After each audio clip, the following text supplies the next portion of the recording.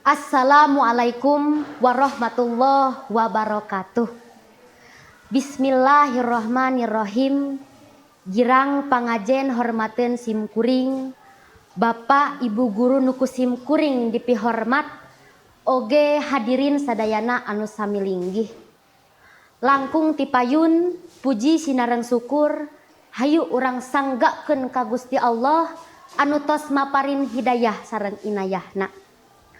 Teu hilap sholawat sinareng salamna mugia dikocor golontorkeun ka junjunan urang sadayana ka Kanjeng Nabi Muhammad sallallahu alaihi wasallam. Hadirin sadayana, nepangkeun wasta pun Dea Nursari ti SMA Negeri Hiji Kota Sukabumi anu dina ieu kasempetan bakal ngadugikeun biantara ngeunaan ngajaga persatuan jeung kesatuan NKRI. Hadirin anu sami linggih, Indonesia mangrupikeun nagara subur tur makmur. Kunaon make disebut nagara subur tur makmur? Ku kabeungharan sumber daya alamna oge urang tiasa ningal. Ti Sabang dugi ka Merauke, ti mimiti pulo anu leutik tepi ka pulo-pulo anu dikategorikeun gede aya. Ku kituna tos pasti rahayatna oge moal mungkin saeutik.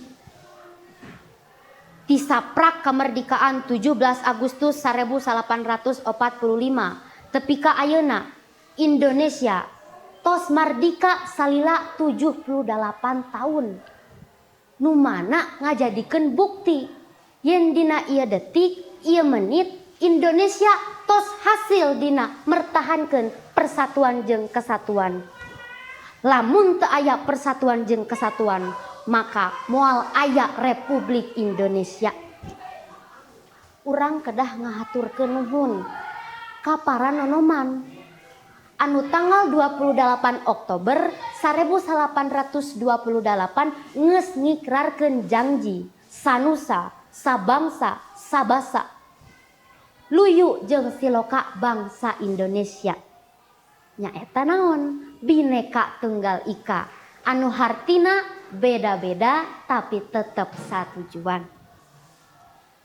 Kukituna lantaran zaman kiwari geus kaasup kana zaman kamajuan teknologi, ngajadikeun wanti-wanti ka bangsa Indonesia supaya leuwih parigel dina neuleuman informasi. Sangkan naon? Sangkan henteu ingkar tetecekan anu mana bisa ngadatangkeun reaning masalah. Salah sahiji contoh anu rea kajadian dina zaman kiwari nyaeta leungitna rasa toleransi kasasama jeung gampang diadukeun. Hadirin sadayana, Indonesia diwangun ku mangrupi-rupi budaya, adat, basa, agama anu mana henteu gampang ngahijikeun eta bebeda di luhur. Tapi lain kaasup hal anu mustahil pikeun dihontal. Persatuan jeung kesatuan kedah dijunjung luhur ku bangsa Indonesia. Sangkan ngan saukur ku eta, kahirupan di masyarakat bakal aman jeung tintrim. Ku gotong royong sagala kasusah bakal ilang. Hadirin sadayana, para pahlawan katut luluhur nyimpen harupan ageung ka para nonoman supaya